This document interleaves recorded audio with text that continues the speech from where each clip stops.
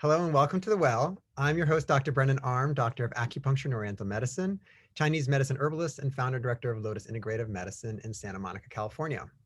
There's a wealth of health-related information out there, and I'm joined today by this wonderful group of integrative and holistic medical doctors and practitioners to share some of our favorite wellness tips. Please let me introduce you to Bianca Rodriguez, a holistic psychotherapist, Dr. Heath McAllister, a naturopathic doctor and registered herbalist, Leona West, a clinical nutritionist and herbalist, also trained and certified in functional medicine, and Dr. Rob Krochmal, a medical doctor and a practicing physician who is board certified in family medicine, nutrition, and integrative and holistic medicine. So let's begin. Today's topic is peptide infusion therapy and NAD. All right, so these are hot topics these days. So peptide therapy it's been around for a while, but recently it just has blown up. So first of all, what is a peptide? A peptide is a short sequence of amino acids. Amino acids are the building blocks of protein. And if you get long strands of amino acids, they curl on themselves and they form what we know as protein.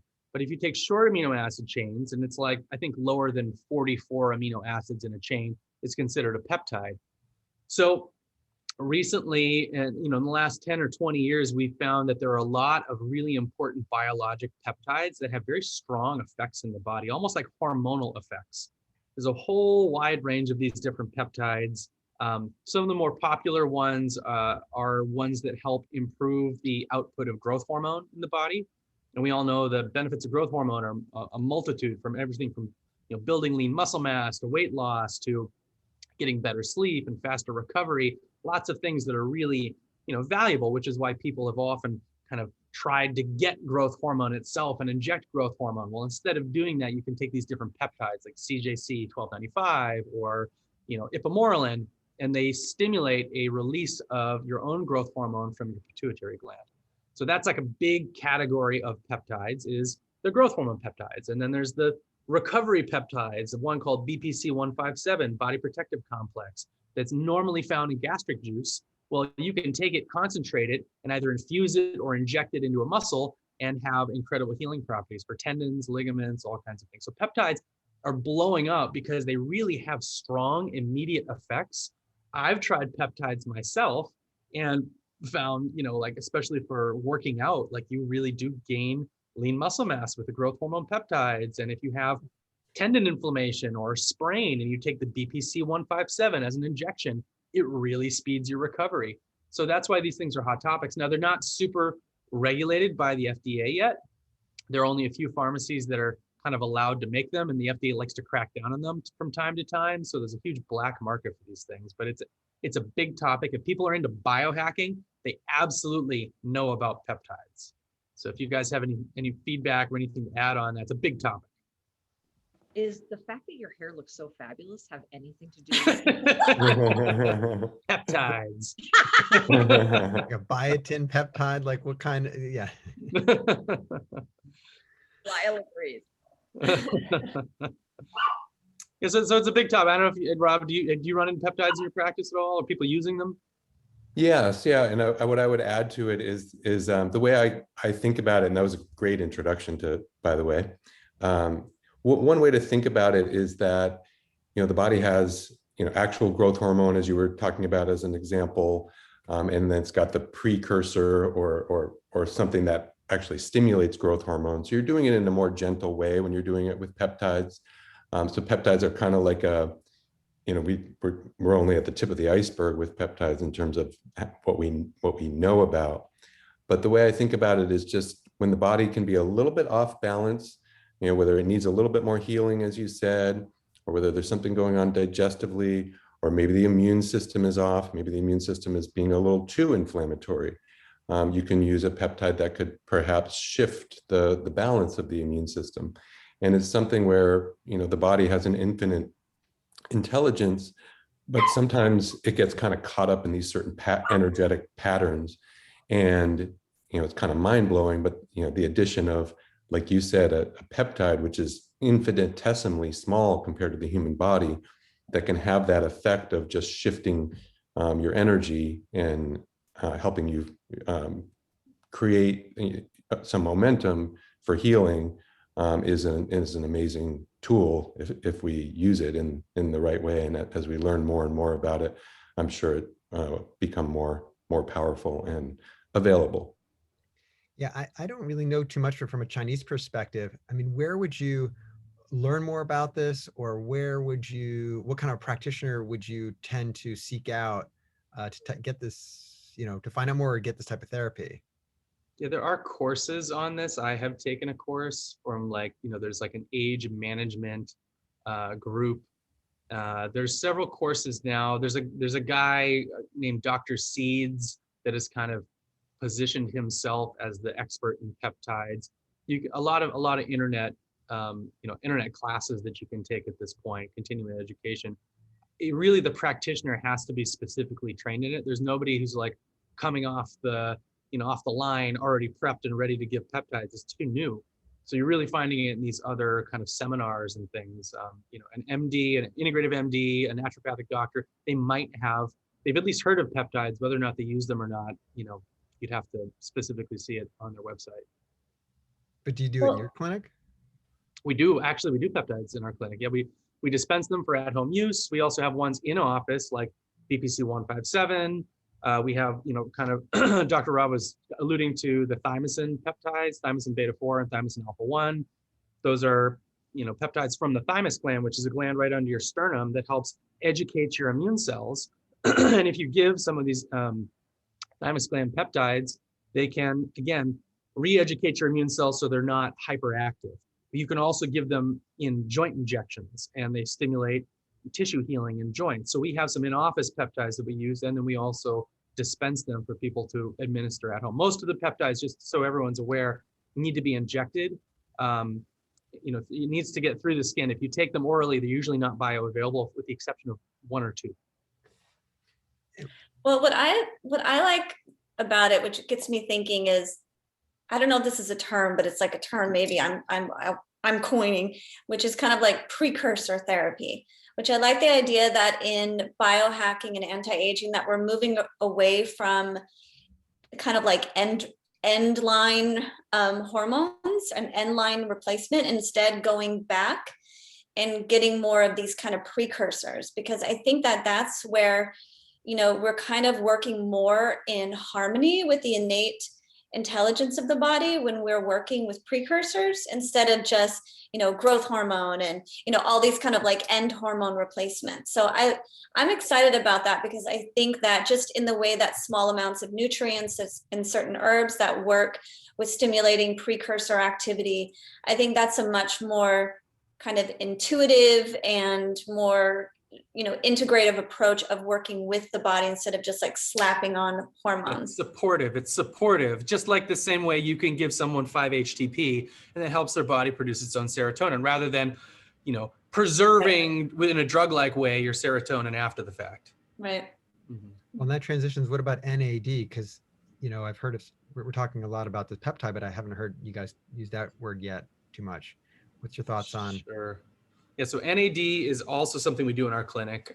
It's, again, you can actually take it orally. There's a product called True Niagen. There's a bunch of NAD products, but really, if you want to radically affect your NAD stores, you do it as an IV. NAD is one of these things that you can't run it as an IV very fast. You just have to, it's a slower drip, or else you feel terrible. And I know that because I had my business partner hook me up and let it rip, and I just felt awful. What it is, it's really the substrate for your mitochondria. So your mitochondria are the big powerhouses of our cells. They produce this packet of energy called ATP, and ATP helps run all the biologic processes of the body. And NAD is one of those key, carrier molecules that helps that whole process go forward. And so I think about it as basically a mitochondrial rejuvenator. Our mitochondria throughout time are fairly susceptible to damage. There's lots of toxins that will adversely affect our mitochondria, environmental toxins, heavy metals. And so really our mitochondria take a beating throughout time. And so when people come into me and they have fatigue, I'm always trying to dig around and see, why are they having fatigue? Do they have an adverse food reaction? Are they not sleeping enough? Are they overstressed? NAD deficiency, or essentially mitochondrial dysfunction, is one of those things that I also think about. And NAD is very impactful when you give it generally people see a big uptick in their energy, their mood. They just feel more like themselves. It's also been used to really help people get off of a drug addiction. So, specifically like heroin addiction. If you do a course of pretty big doses of NAD, you can get them through and out of the woods pretty quickly without having, terrible withdrawal and cravings. It's kind of amazing stuff. Want to throw in there for anybody who's coming off of drugs, don't do that on your own. You definitely want to see a professional, because detoxing from any substances, if you're using them in a heavy way and you feel any kind of physiological effects from reducing the amount you're taking, you want to do that with a medical professional. Absolutely. Yeah. I have a client doing NAD right now, and she's definitely experiencing a lot of what you just shared. Also having the first time not go so well because it was too fast and having to readjust. And also being in the natural fertility world, that's used a lot for fertility. It's really new, but in this kind of like integrated fertility world, NAD comes up a lot. So, I think kind of the jury's still out because we're looking at it, but when you understand how NAD works in the body, I think it's really exciting to think about doing it in this therapeutic way. It's great to have your observations. You can also do NAD by injection as well, and it seems to be a little bit better tolerated that way. Maybe not quite as powerful as what can be achieved in an IV when you're balancing out the drip rate and the ability of a patient to tolerate it. But that's another way of doing it. And yeah, like Tablet too. again, that was great overview and way of thinking about NAD.